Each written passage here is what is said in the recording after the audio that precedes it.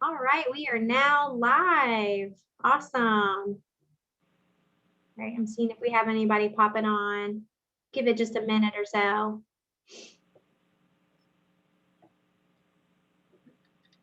Kristen, can you see if we're live? Are you checking on that? Yeah, I'm checking on it now. It's kind of oddly set up, so we're gonna, Okay. because I can't set it up to go live immediately. I have to like go in and I'm supposed to click on preferences. It's interesting. Okay, Zoom option. I gotcha. Yeah. Well, this is recording anyhow. So the good thing about this is if people miss it, it'll be on our YouTube channel for years and years and years to come.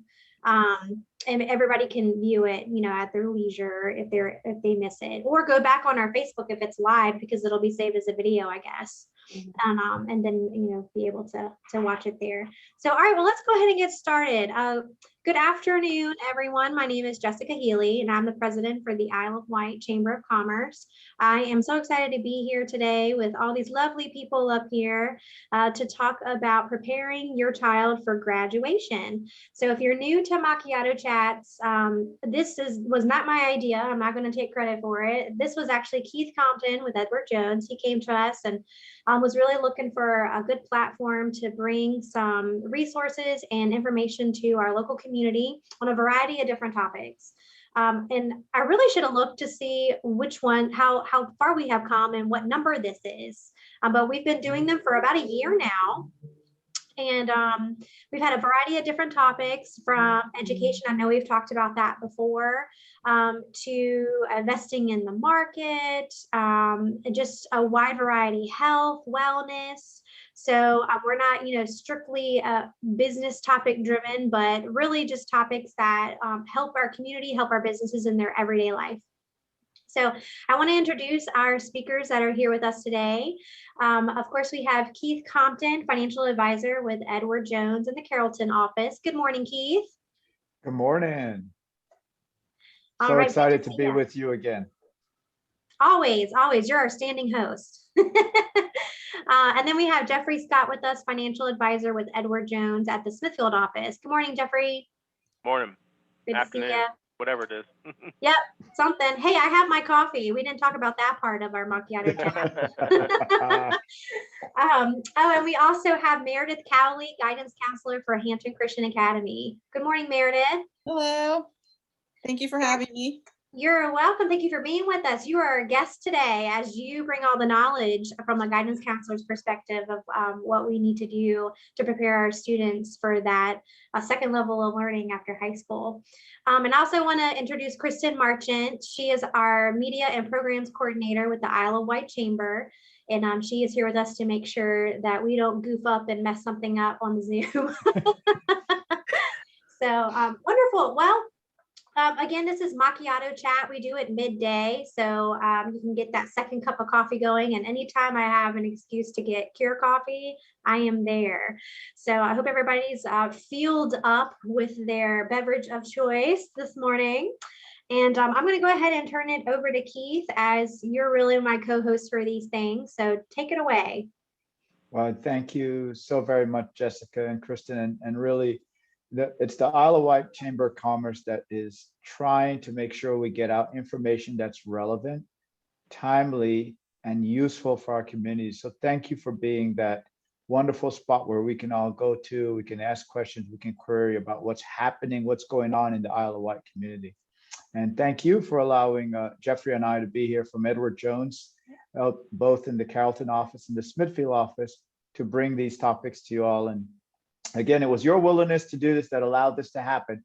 And so we're here really talking about something near and dear to me, but near and dear to most Americans, because at some point in time, after we have our children or we watch our nieces and nephews grow up, we want them to go away.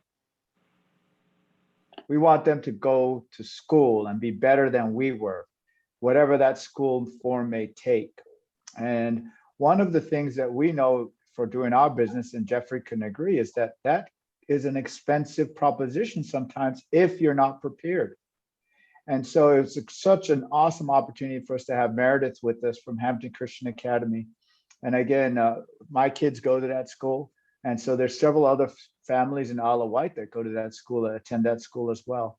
And so we wanted to bring her on to give that perspective of from what she's seen, from what she's trying to do, to really get our children to start thinking about how will I attend or what will I do after high school. And so there's probably a lot of misnomers or whatever the guidance counselor should be doing or aren't doing or are doing. And so I think it was great to get her perspective on that during our macchiato chat. And as you said, I got my coffee, I got my macchiato, I'm ready to go. So I'd actually like Meredith to tell us a little bit about what the guidance counselor does. That's a good question. Sure.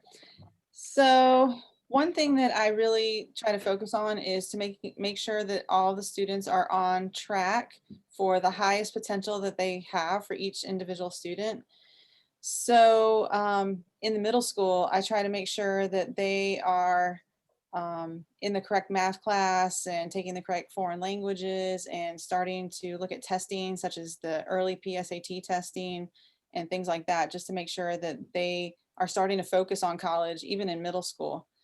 But in ninth grade is where I really start to work with them one-on-one and talk to them about what they want to do and what kind of major they're interested in, what kind of careers they're interested in, so that I can make sure as a guidance counselor that they are taking the classes that will prepare them for those majors. And of course, there are some students who don't really know what they want to do at that point because they're young still. So I just make sure that they have everything available that they could possibly want to try.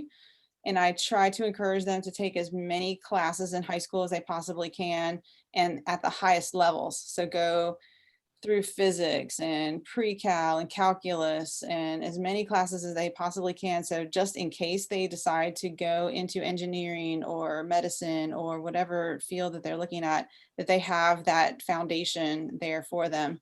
And then at school, which I'm sure most schools do, we have PSAT testing here and SAT testing at school.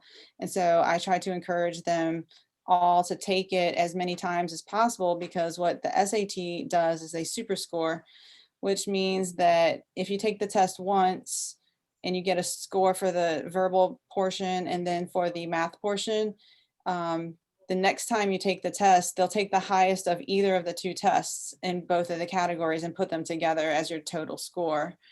And then of course there's the ACT and there are other tests available to the students too. And it just really depends on the student and which kind of test is more comfortable for them, or they can take a variety and just take the best score out of all of the tests. And then as far as, oh, go ahead. Real quick. Yes. No.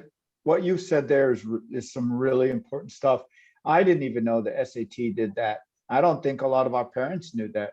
And so usually when I'm taking, okay, take it once, take it twice, you're done. You don't need to take it again. But what you're saying is if we're trying to get the best for our kids, we should probably allow them, one, listen to advice. And so, and I also like the fact that you talked about individual advice. Mm-hmm. And that's something that Jeffrey and I relate to because we do that. It's individual advice.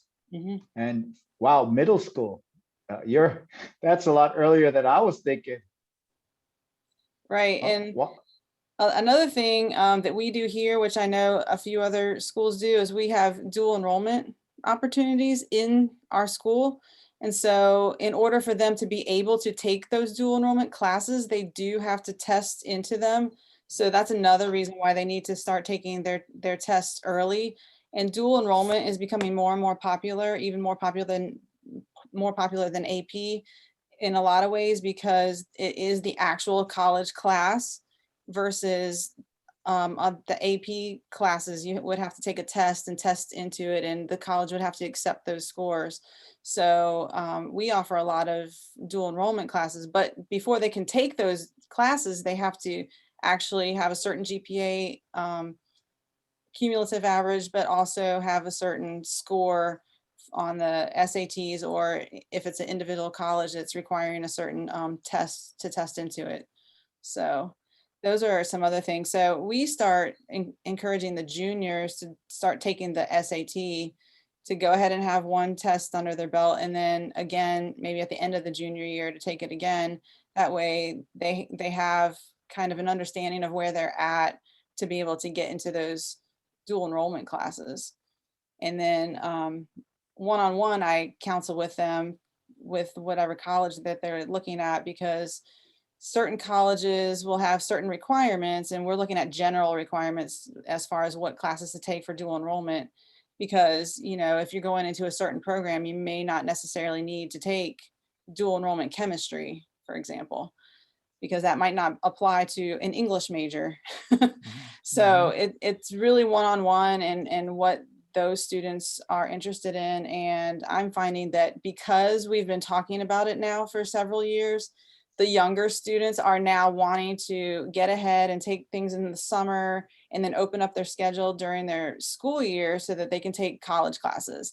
And that's really encouraging to me, because I see that they are looking ahead, not just to next year, but all the way into college. When they're in 9th grade, 10th grade, they're already talking to me about these things. So I really like that. And I feel like it's starting to work. And then they can earn a lot of college credits while they're in high school. So we have a few students who are graduating this year who will actually be sophomores next year, because they've had so many credits that they've taken in college, and they haven't even left our school building. So that's really Nice. encouraging. That's really, really nice. And so I love what you said, is earning college credits while still young. And you know, in the finance world, we actually have something that people can earn if they start really young, and it's called compound interest. And I think part of getting ready and prepared for anything in life is the other aspect is potentially finance. And I brought Jeffrey Ash to be on here because he's one of those guys that are always looking for opportunities and how to help out. And so he said, Keith, I know how to do all that stuff. Besides, I don't know if people may or may not know, but he was a college athlete, and some of our guys and gals think, oh, I'm going to be that next superstar, but it's not the way. So I was going to bring Jeffrey in to give a little perspective on maybe why it's important to start planning early from a financial perspective too. And then we'll roll back and ask some more questions for Meredith. Yeah, sure, Keith. And you hit the nail on the head there. It is never too early to start planning for your children's education. Meredith can speak to this. Keith will soon be able to speak to this. You know, the rising cost of education, you know, for you know, colleges, universities is really getting up there, right?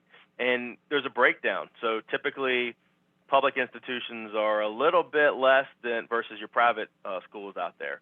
And it can be a real damper on you, because you work so hard to think, okay, let me get my child through high school, and whether they're going to a private school in high school or going to a public school, they don't start thinking about, you know, especially folks that are sending their kids to public school, because, you know, that's education they're not paying for out of their pocket. And so now all of a sudden their child wants to go to, you know, James Madison. I'm only saying that because that's where I went to, but, or Virginia Tech, or, you know, wherever they want to go to.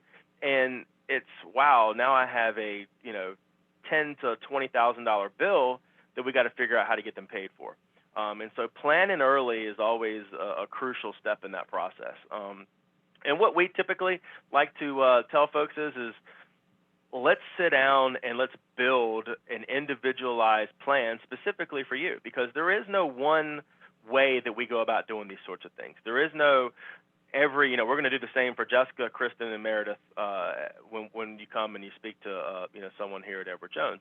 It's more about what's important to you. How can we tailor this specifically to what your needs are? Now, we can do that a multitude of different ways, all right? A lot of folks have heard of college 529s, right? We hear ads all the time with the Virginia Lottery. Hey, get invested in the Virginia 529. But most people don't know what is a 529, right? So a 529 is a way to save money for educational purposes. And there's a couple different advantages that we like to talk to folks about with these 529s that most don't really understand. Number one, when you put money away into a 529, one of the biggest advantages that we talk to folks about is that any earnings in the accounts, as long as you're using it for educational purposes, right, books, room and board, tuition, as long as it's being used for educational purposes, you do not pay any taxes on the gains in the account, right? So a big advantage. So you could spend, you know, 15, 20 years putting money away for your children, and, you know, if you've gained 100% of what you put in to the account, as long as you're using that for tax for educational purposes, you're not going to pay any gains on the or taxes on the gains in those types of accounts. The other thing is there is a state tax benefit. If you're a resident of Virginia and you're putting money into the Virginia 529 plan, then you can actually get a state tax credit. I'm not going to go too far into that because we're not, as Keith would tell you, we're not CPAs. We only know enough about taxes to be dangerous. But there is a benefit from a state tax standpoint for putting money into the 529s. Another type of account that we use for youngsters out there are called UTMAs. Okay, the kind of what we point to the difference in the UTMA and the 529 is the taxes.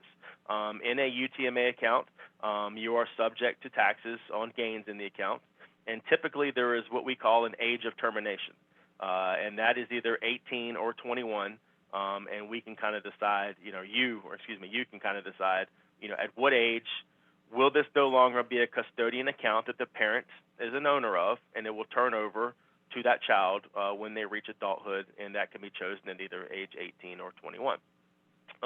Couple things to remember.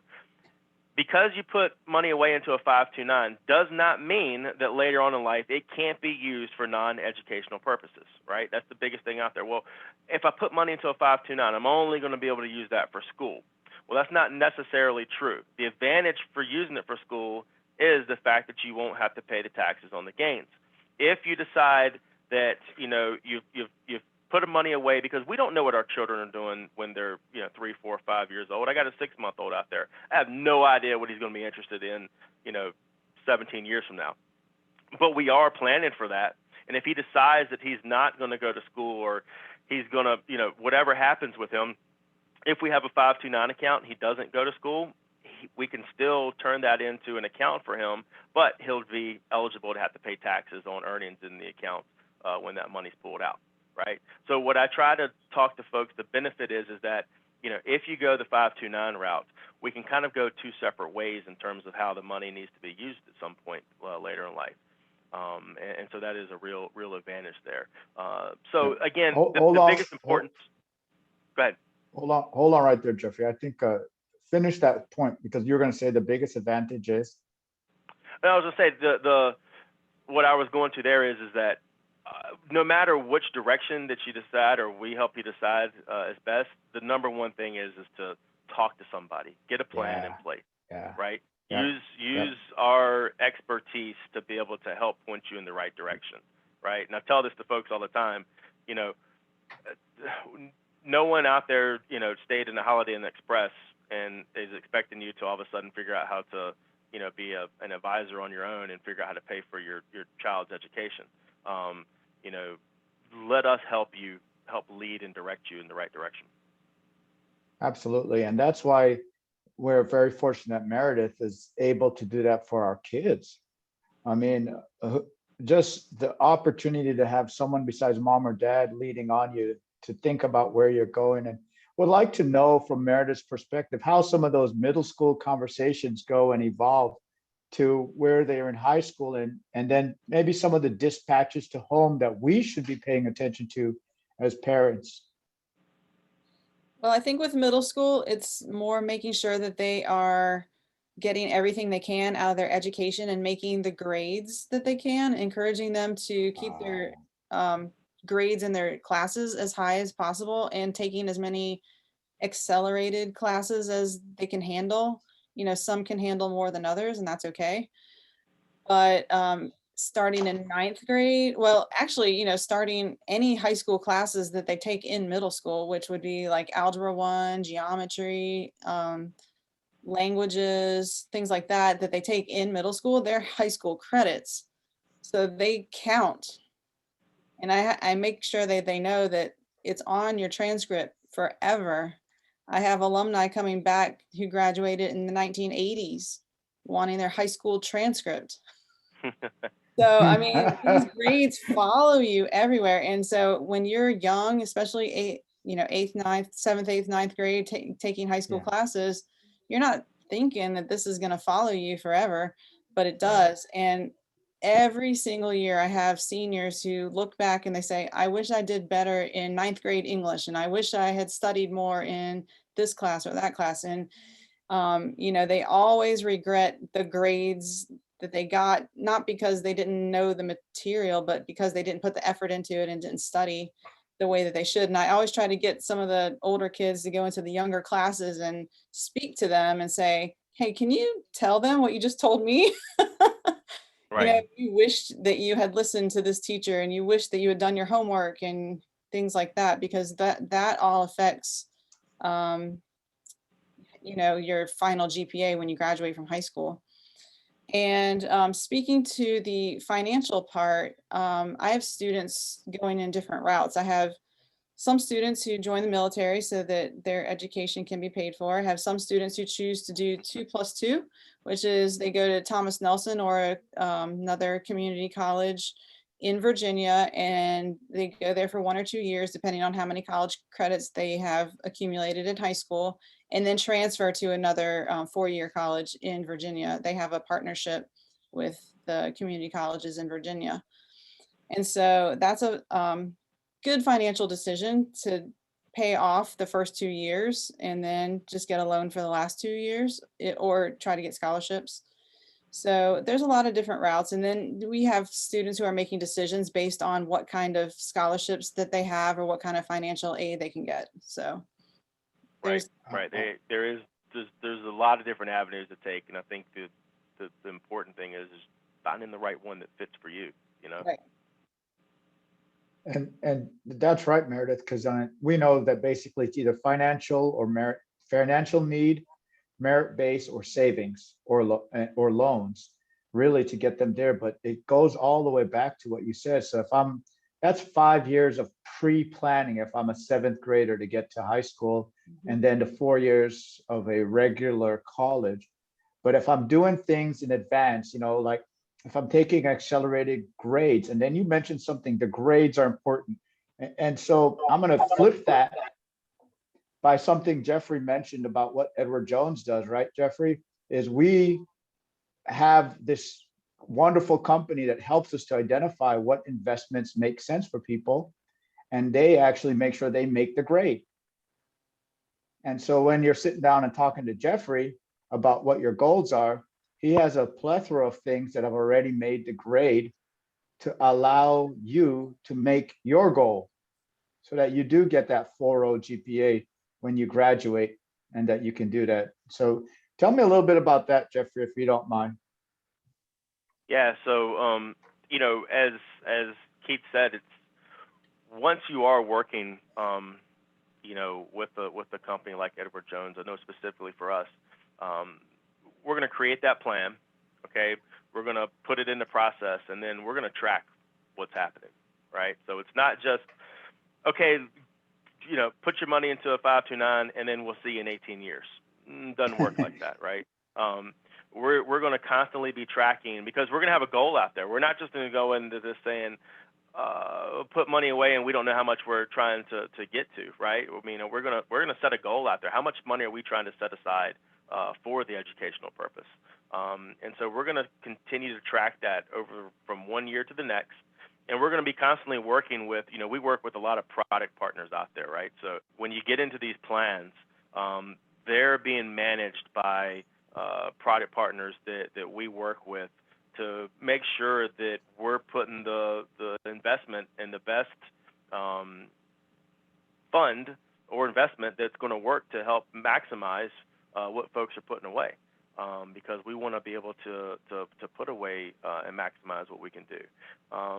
Keith, we talked about this in a minute, and I hope I'm not overstepping your boundary here, but you know, typically when it comes to education, people look at it in two different ways.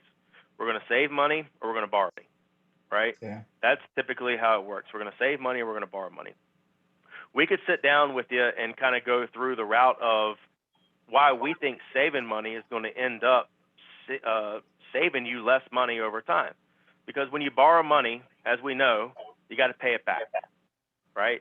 And so it could be, you know, we know that some of these loans on, or interest rates on these loans are way up there.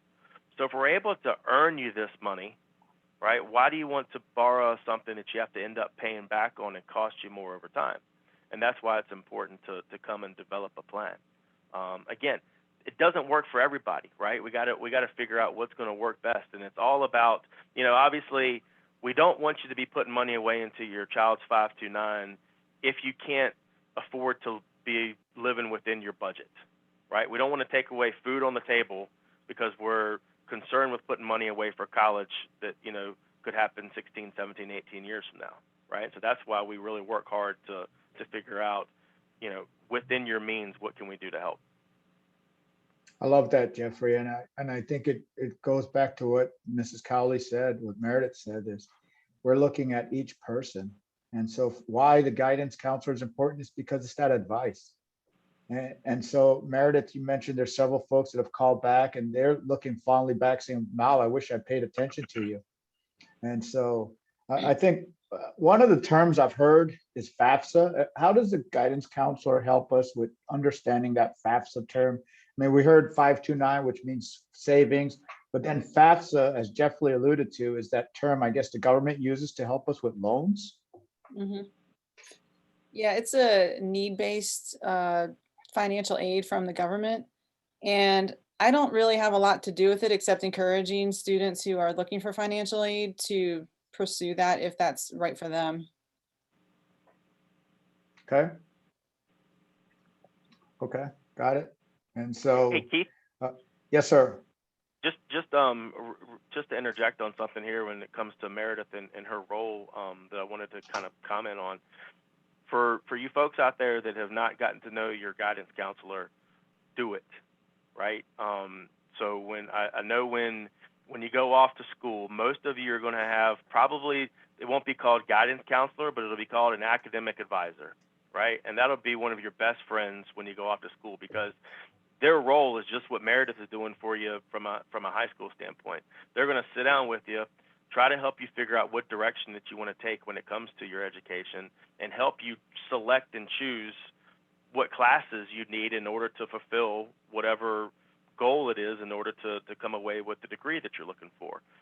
So get to know someone like that now early on, because you're going to feel way more comfortable doing it now, so that when you do go, a couple 100 miles away from home, or 6-7 hours away, that you can confidently walk in that door and feel like that you've already started to have that conversation.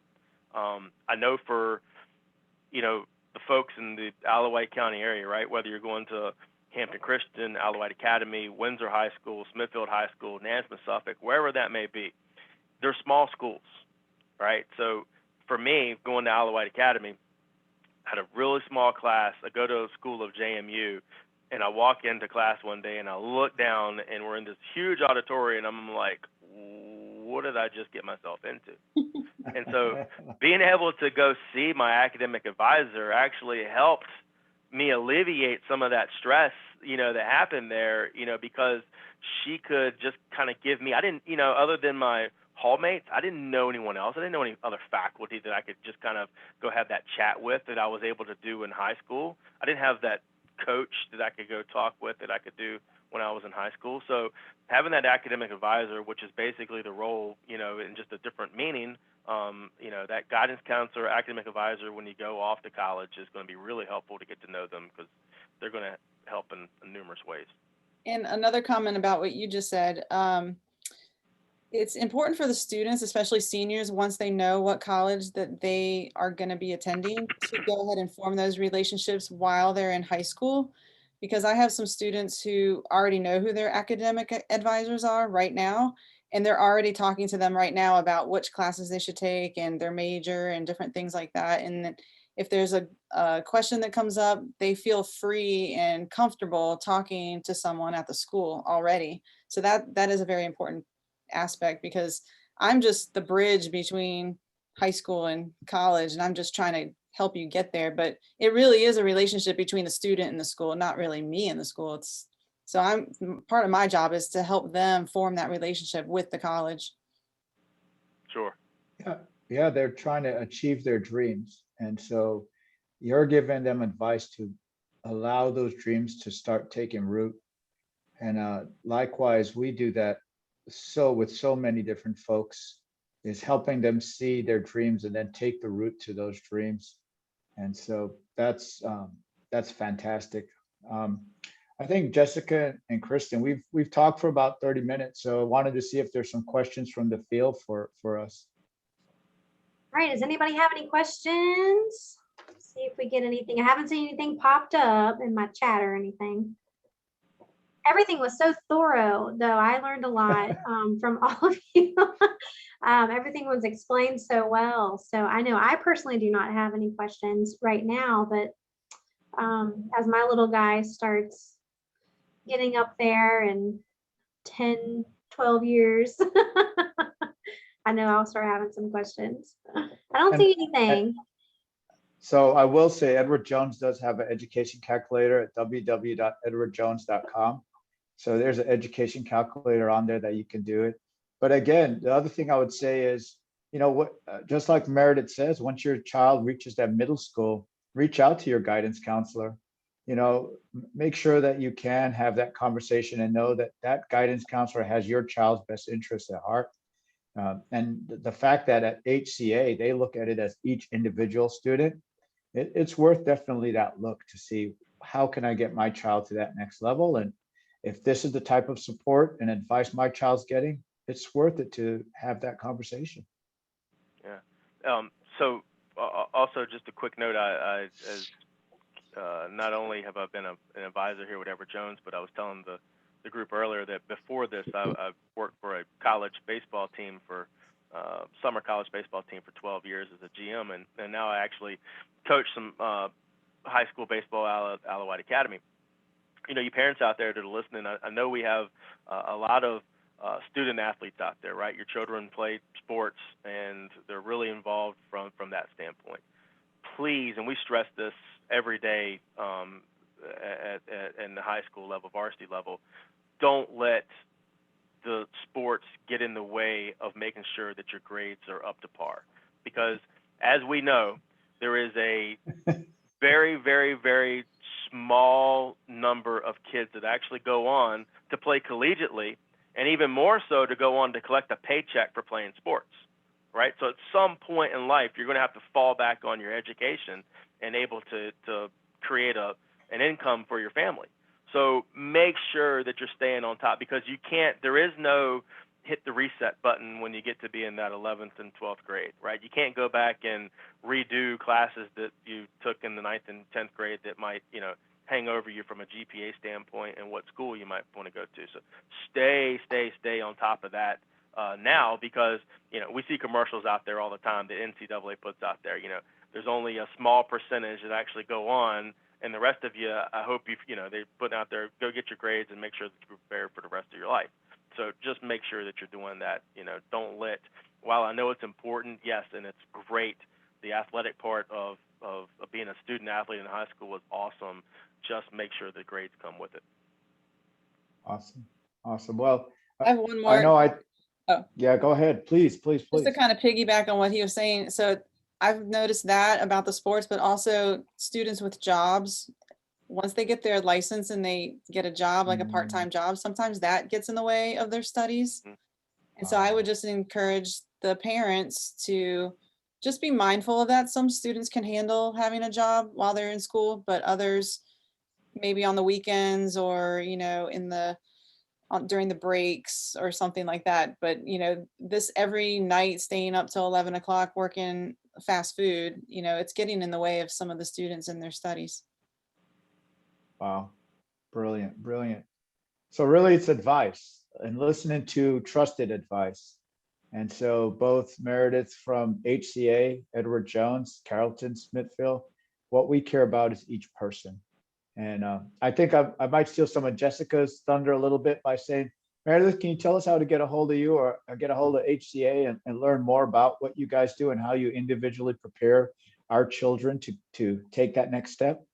Oh, sure. You can visit our website. It's www.hamptonchristianacademy.org. And everything you should need to contact us is on that website. And so again, that's www.hamptonchristianacademy.org. Awesome. And I know you guys have seen my face and heard my number, but Jeffrey is that new voice And so Jeffrey, can you tell us how to get a hold of you? Yeah, so here my office number is 357-3984. Office here is located right in the Smithfield Commons Shopping Center, second floor above the eye doctor office. So best way I always tell people is across the street from the fire station, next door to the McDonald's. So that's where we're located at, and feel free to come on by. Like we tell people, consultations are always free, right? You know, we can figure out how to help send you in the right direction. Absolutely. Since it's all about you and how to help you and your family achieve the joy that we all would like to have in this earth. And I think that's important. And again, I'm Keith, 238-2740, and I'm in the Carrollton Shopping Center, right around the corner from Food Line, close to AmeriCare. And so always looking for the opportunity, Dina and I always looking for the opportunity to serve and help our folks. And I want to thank Jessica and Kristen for letting us have this opportunity. Absolutely. Thank you, Keith, and thank you, Meredith and Jeffrey, for being with us today. A lot of really important information. You know, what I always say, one of the silver linings of going virtual with a lot of our education programs or workshops that we do is that we can record it so you can go back and watch it. So when we do it in person, you know, prior to COVID, if you missed it, you missed it. So I do, you know, I always say that is a silver lining because there's so much good information, good resources, and good people to contact on these chats. So it's good to kind of preserve that on our YouTube channel so you can go back and view it later.